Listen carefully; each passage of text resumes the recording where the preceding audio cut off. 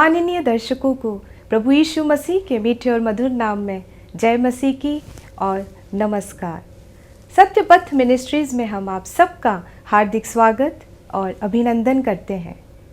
Satyapath ministries पिछले 2 season से शुभ संदेश टीवी चैनल पर प्रसारित हो रही है। इसके पिछले एपिसोड्स इसी टीवी चैनल के यूट्यूब पर भी उपलब्ध है। सत्यपथ मिनिस्ट्रीज़ में श्री जेम्स कुरियन, उनके दोनों पुत्र जयंत कुरियन व जॉन कुरियन, पुत्री ग्रेस तुहिन दास एवं पुत्रवधू कृपा जयंत कुरियन व प्रियंका जॉन कुरियन इसमें सहभागी होंगे। इन एपिसोड्स को बनाने का व्यय श्री जेम्स कुरियन एवं उनके परिवार के सदस्यों द्वारा की गई है। इस मिनिस्ट्री के प्रेरणा स्रोत श्री जेम्स कुरियन के पिताजी स्वर्गीय डॉक्टर टी ए कुरियन, उनकी माताजी स्वर्गीय मरियामा कुरियन एवं उनकी धर्मपत्नी स्वर्गीय लीला जेम्स कुरियन रहे हैं। इन्होंने अपने जीवन काल में प्रभु के लिए त्यागपूर्ण सेवाएं दी थी। उनके संस्मरण में हमने ये प्रयास किया है कि हम उनके द्वारा की गई प्रभु की सेवा को जन जन तक पहुंचाएं। आइए हम अपने इस कार्यक्रम को प्रार्थना के द्वारा शुरू करें। प्रभु, हम तेरा धन्यवाद करते हैं कि तूने हमें ये मौका और अवसर दिया कि हम इस कार्यक्रम को फिर से एक और बार कार्य रूप दे सकें। प्रभु, हम तेरा अनुग्रह और तेरी आशीष को चाहते हैं ताकि परमेश्वर का वचन जगह जगह तक सुना जाए और जो कोई भी इस कार्यक्रम को देखे वो उद्धार की आशीष को पाए और प्रभु को ग्रहण करें। प्रभु यीशु मसीह के नाम से मांगते हैं, आमीन।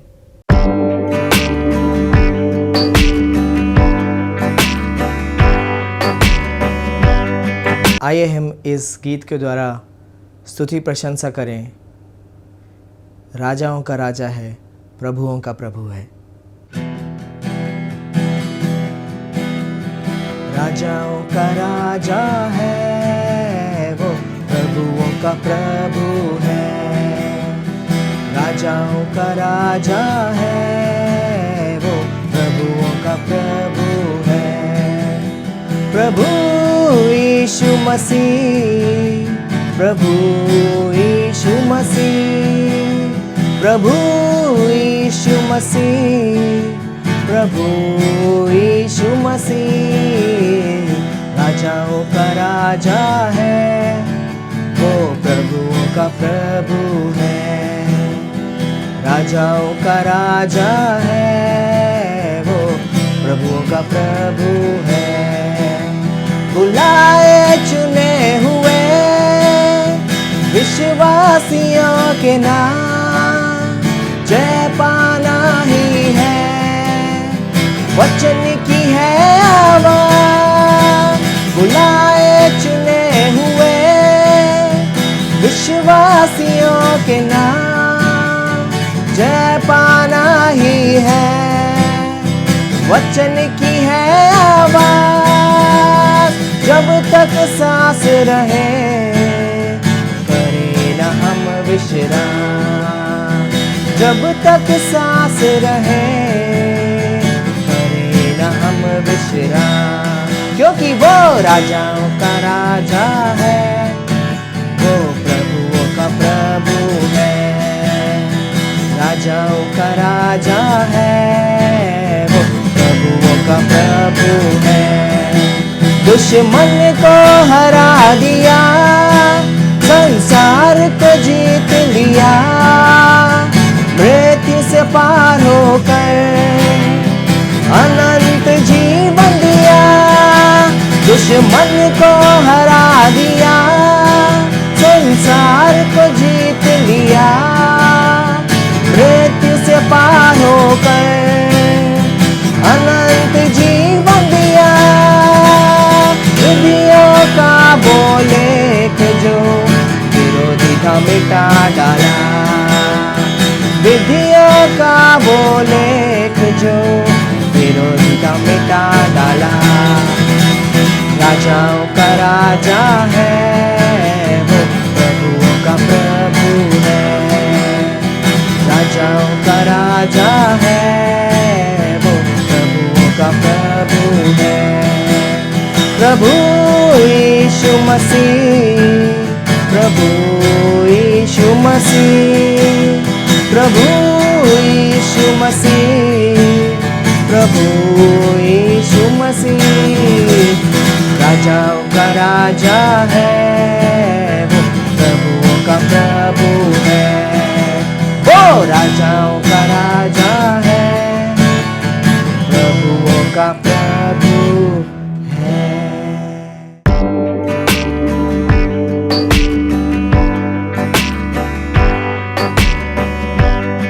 आज के हमारे इस संदेश में हम एक रूप के परिवर्तन को देखेंगे। उसकी वेशभूषा में उसके सारे व्यक्तित्व के परिवर्तन को हम देखेंगे, जिसको बाइबल में रूपांतरण बोलते हैं। अंग्रेजी में उसको ट्रांसफिगरेशन बोला जाता है। प्रभु यीशु मसीह जब इस संसार में आए तो वो मानव रूप धारण किए। मानव का रूप उसका था। बालक के रूप में इस संसार में जन्मे, फिर युवावस्था में वो आए। बिल्कुल मानव के स्वरूप में अपना जीवन उन्होंने व्यतीत किया। मगर हम बीच में बाइबल के सुसमाचार में हम देखते हैं कि उसने अपने रूप का रूपांतरण किया। लूका की किताब, मत्ती की किताब, मरकुस की किताब, इन तीनों सुसमाचारों में इस रूपांतरण का वर्णन है। उसका रूप बदल गया। हम पढ़ेंगे लूका का सुसमाचार, उसका 9 का 28 से लेके 36 पदों तक के कुछ पदों को हम पढ़ेंगे। पढ़िए। इन बातों के कोई 8 दिन बाद वह पतरस, यूहन्ना और याकूब को साथ लेकर प्रार्थना करने के लिए पहाड़ पर गया। यहाँ पर हम देखते हैं कि हमारे प्रभु यीशु मसीह ने 3 चेलों को लिया। वो चेले हैं पतरस, याकूब और यूहन्ना। उनको लेकर वो एक पहाड़ पर चढ़ गया और प्रार्थना करने को गया था।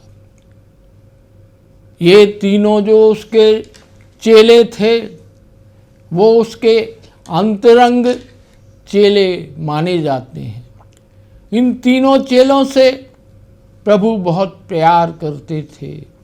वो हमेशा कोई बड़ा काम करते थे तो ये 3 चेले उसके साथ रहते थे, पतरस, याकूब और यूहन्ना। उन तीनों को साथ लिया और पहाड़ पर चढ़ गया और प्रार्थना में लग गया। आगे पढ़िए 29वां पद। जब वो प्रार्थना ही कर रहा था तो उसके चेहरे का रूप बदल गया। हाँ, और उसका वस्त्र श्वेत होकर चमकने लगा। हाँ, यहाँ पर हम देखते हैं कि जब वो प्रार्थना कर ही रहा था तो यहाँ पर इस सुसमाचार का लेखक कहता है कि उसका रूप बिल्कुल बदल गया और उसका वस्त्र श्वेत होकर चमकने लगा। फिर पढ़िए 30। और देखो, मूसा और एलिया ये 2 पुरुष उसके साथ बातें कर रहे थे। हाँ, यहाँ पर हम देखते हैं कि 2 पुरुष हैं। एक का नाम मूसा और एक का नाम एलिया। यहाँ पर ये 2 पुरुषों के बारे में हम उनकी क्या विशेषता थी, उनको कैसे प्रभु का अनुग्रह मिला हुआ है। परमेश्वर पिता की इस योजना में, संसार के उद्धार करने के इस योजना में उनका क्या योगदान रहा, ये यहाँ पर बतलाना आवश्यक है। क्योंकि जब इसका रूपांतरण इस पृथ्वी में हुआ, उस पहाड़ पर हुआ, पतरस, याकूब और यूहन्ना, उसके 3 चेले उसके साथ थे, तो ये रूपांतरण के समय ये दो व्यक्ति मूसा और एलिया वहाँ आते हैं। मूसा की भी ये विशेषता हम देखते हैं कि वह इस संसार में व्यवस्था देने वाला एक पुरुष था। सारे संसार में सारे नियमों का जो चलते हैं नियम, सारे कानून जो हैं, वो इस मूसा की व्यवस्था जो परमेश्वर ने उसको बतलाई थी, उस पहाड़ पर बतलाई थी। सिनाई पर्वत पर परमेश्वर ने उसको ये व्यवस्था दी थी कि ये व्यवस्था रहेगी इस संसार के संचालन में, इस संसार के देशों में, इस संसार की जातियों में। इसी व्यवस्था से कामकाज होगा, इस व्यवस्था के अधीन सभी रहेंगे। और आगे जाके हम देखते हैं कि इस व्यवस्था का पालन हर जगह करना पड़ा। तो ये एक महत्वपूर्ण व्यक्ति है, परमेश्वर से सीधी बातें करता था और परमेश्वर ने उसको व्यवस्था दी थी। आगे जाके हम देखते हैं कि इस व्यवस्था से उसका पालन करना बहुत मुश्किल हो गया था। इससे किसी को उद्धार प्राप्त नहीं करना पड़ता था। उनको बार बार जानवरों का बलिदान करना पड़ता था, जानवरों का लहू बहाना पड़ता था। इस व्यवस्था से भी उनको उद्धार की शक्ति नहीं मिलती थी। फिर एलिया के बारे में हम देखते हैं। यह व्यक्ति भी बड़ा महत्वपूर्ण व्यक्ति था। उसने भविष्यवाणियां की हैं। एक महान भविष्यवक्ता था। प्रभु का दर्शन इसको होता था, उसको ज्ञान रहता था प्रभु आगे क्या करेंगे, प्रभु कैसे संसार को आगे बढ़ाएगा, प्रभु का आगमन कैसे होगा, उसका क्या नाम होगा, कैसे उसको दंड दिया जाएगा, कैसे वो मनुष्य जाति के लिए अपनी कुर्बानी देगा। ये दोनों व्यक्ति बड़े इस संसार के इतिहास में बड़े महत्वपूर्ण व्यक्ति हैं। एक व्यवस्था देने वाला, एक भविष्य बताने वाला भविष्यवक्ता। परमेश्वर की जो वाणी है इस संसार में देना है तो अपने भक्तों के माध्यम से, भविष्यवक्ताओं के माध्यम से उन्होंने इस संसार को अवगत कराया है। ये दोनों बड़े महत्वपूर्ण हैं। उसका वस्त्र बदल गया, उसका रूप बदल गया। और आगे के हम पदों में पढ़ते हैं और ये लोग क्या कर रहे थे, ये दो पुरुष उसके साथ क्या बातें कर रहे थे। 31वां पद पढ़िए। ये महिमा सहित दिखाई दिए और उसके मरने की चर्चा कर रहे थे जो यरूशलेम में होने वाला था। यहाँ पर वो क्या चर्चा कर रहे हैं? प्रभु यीशु मसीह के बलिदान के बारे में वो चर्चा कर रहे थे। यरूशलेम में क्या होने वाला है, आगे के कुछ चंद दिनों में क्या क्या घटनाएं होने वाली हैं, उस पर चर्चा हो रही है। प्रभु यीशु मसीह की मौत के बारे में, उसके उस बलिदान के बारे में वे लोग चर्चा कर रहे थे और वो लोग ये बतला रहे थे कि हमारे परमेश्वर की जो इच्छा है वो क्या होने वाली है, वो पूर्ण होने वाली है। और वे उस कार्य में उससे चर्चा कर रहे थे कि कैसे कैसे घटनाएं घटेंगी। वो पकड़वाया जाएगा प्रभु यीशु मसीह और मारा जाएगा, यरूशलेम में ही मारा जाएगा। और 32वां पद को जब हम पढ़ते हैं तो हमको क्या देखने को मिलता है? 32वां पद को पढ़िए। पतरस और उसके साथी नींद से भरे थे और जब अच्छी तरह सचेत हुए तो उसकी महिमा और उन दो पुरुषों को जो उसके साथ खड़े थे देखा। यहाँ पर हम देखते हैं पतरस, याकूब और यूहन्ना प्रभु के अंतरंग शिष्यों में से थे, मगर वो नींद से भरे थे।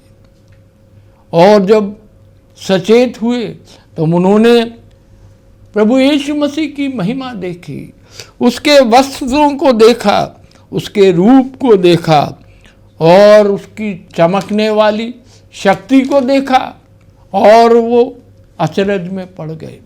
उसके साथ 3 लोग गए थे, ये लोग 2 और व्यक्तियों को उन्होंने देखा और उसकी महिमा का उनको आभास हुआ। 33वें पद में क्या हम पढ़ते हैं? 33वां पद पढ़िए। जब वे उसके पास से जाने लगे तो पतरस ने यीशु से कहा, हे स्वामी, हमारा यहाँ रहना भला है।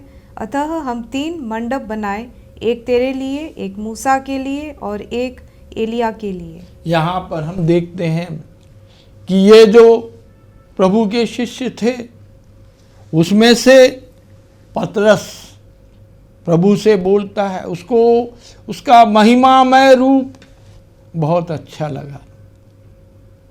उसने सोचा कि यहाँ पर 3 मंडप बनाएंगे, यानी 3 निवास स्थान बनाएंगे।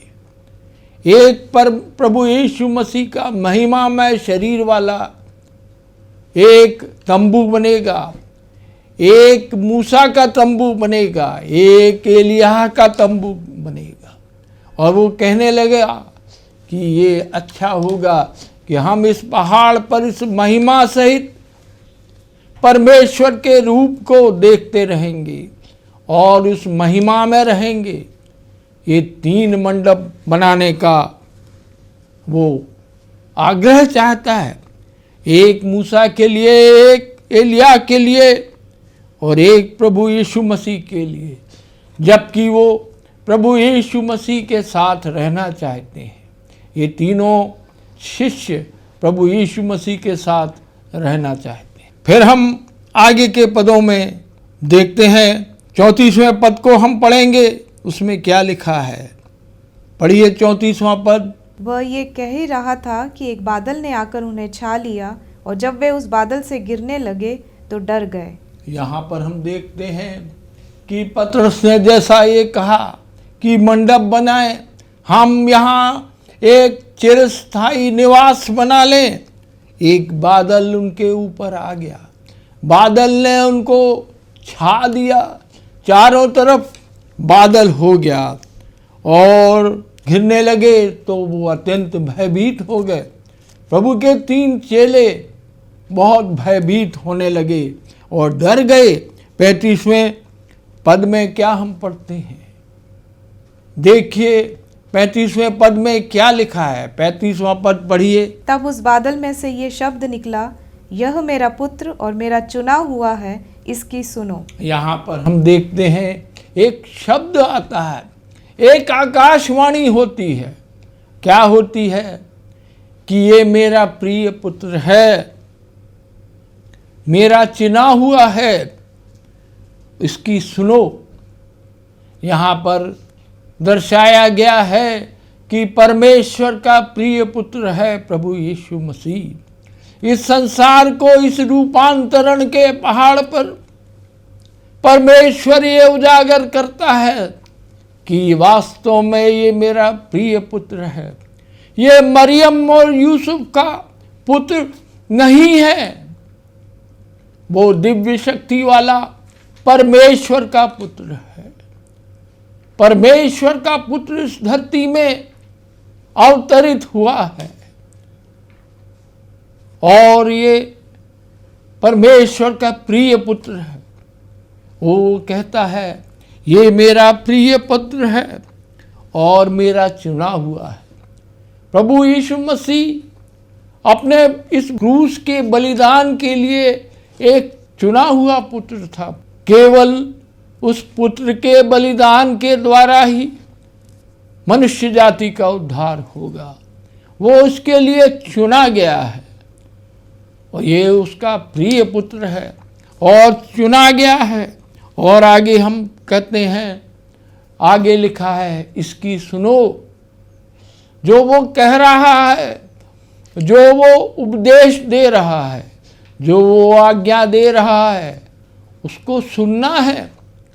ये प्रिय पुत्र है, ये चुना हुआ है, इसकी ये जो बोलता है इसकी सुनो। ये आकाशवाणी हुई है। उस पहाड़ के ऊपर, बादल के ऊपर, स्वर्ग से ये आकाशवाणी हुई है कि ये जो व्यक्ति है, ये जो प्रभु यीशु मसीह है, जो इस यहूदियों के प्रांत में है, वो परमेश्वर का प्रिय पुत्र है। ये चुना हुआ पुत्र है। इससे परमेश्वर प्रसन्न है। इसकी बातों को सुनना है। संसार में जो वो कहते हैं उसको सुनने वाले होना चाहिए। आज भी हम संसार में देखते हैं जो प्रभु यीशु मसीह की आज्ञा को मानते हैं, वो ये समझते हैं कि ये परमेश्वर का प्रिय पुत्र है, उससे वो प्रसन्न है, वो चुना हुआ एक पुत्र है। इसकी सुनते हैं, उसके बलिदान को समझते हैं, उसके चरणों में आते हैं, उससे पापों की क्षमा मांगते हैं। वो पापों को की क्षमा करने के योग्य है। उसने अपना बलिदान दिया है, स्वेच्छा से बलिदान दिया है। ये कोई शहीदी मृत्यु नहीं होने वाली है उसकी, उसका स्वेच्छा से बलिदान होने वाला है क्रूस के ऊपर। और वो प्रिय पुत्र है, इसकी सुनो ये बोलता है। फिर 36वें पद में हम आते हैं। 36वें पद में क्या लिखा है, पढ़िए जरा पद 36 पद को पढ़िए।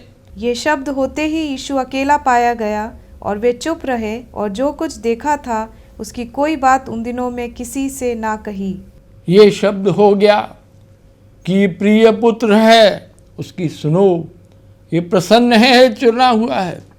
ये शब्द जैसे ही खत्म हुए, यीशु अकेला ही रह गया।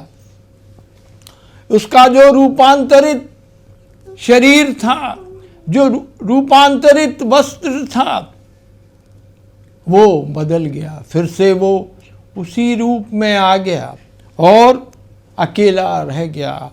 और वो क्या रखते हैं, जो 3 शिष्य थे बहुत डर गए और पहाड़ से जब उतर रहे थे तब प्रभु यीशु मसीह ने उनको आज्ञा दी कि जब तक मनुष्य का पुत्र मरे हुओं में से उस बलिदान के अंत में जी ना उठे, तब तक ये बात किसी से ना कहना। तुमने जो कुछ देखा है, तुमने जो कुछ सुना है, तुमने जो कुछ जाना है, पहचाना है, उसके बारे में किसी से नहीं कहना। और प्रभु यीशु मसीह अन्य सुसमाचारों में भी इसका वर्णन करते हैं। अन्य सुसमाचारों में भी इस रूपांतरण का वर्णन हमको देखने पड़ते हैं। यहाँ पर एक प्रश्न उठ रहा है, प्रभु यीशु मसीह ने क्यों उन 3 चेलों से कहा कि जो कुछ तुमने देखा है वह किसी से ना कहना, जब तक वो मरे हुओं में से जी ना उठे, जब तक उसका पुनरुत्थान ना हुआ हो, जब तक वो मारा ना जाए, जब तक वो निंदा, पीड़ा, दुख सहे हमारे लिए, आपके लिए, हम सबों के लिए, और गाड़ा जाए और तिरस्कृत किया जाए। सब लोग उसको छोड़ के भागने वाले हैं। ये शिष्यगण जो वहाँ इस रूपांतरण के पहाड़ पर थे, वो भी इनको प्रभु यीशु मसीह को छोड़ देने वाले हैं। उन 12 शिष्यों में से एक शिष्य उसको धोखा देगा, वो उसको पकड़ाएगा, वो गाड़ा जाएगा, तीसरे दिन वो जी उठेगा। जब जी उठेगा तब उनको ये रूपांतरण के बारे में संसार को बतलाना है।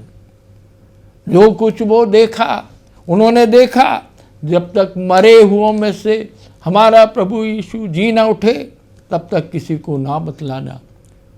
प्रभु यीशु मसीह चाहते थे कि उनका जो उद्देश्य है संसार में आने का, उसका परम उद्देश्य क्या है, क्यों परमेश्वर से ये वाणी आई कि ये मेरा प्रिय पुत्र है, चुना हुआ है, इसकी सुनो, क्योंकि वो अपने बलिदान देने वाला है।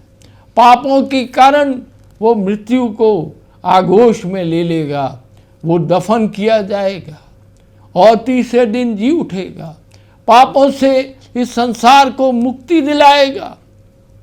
और यदि इसका प्रचार हो जाता कि उसका रूपांतरण हो गया, वो महिमामय हो गया, उसका शरीर अपने आप सफ़ेद वस्त्रों से लिपटा रहा, उसका चेहरा सूर्य की तरह चमक रहा है, वो समझ जाते कि वास्तव में ये परमेश्वर का प्रिय पुत्र है।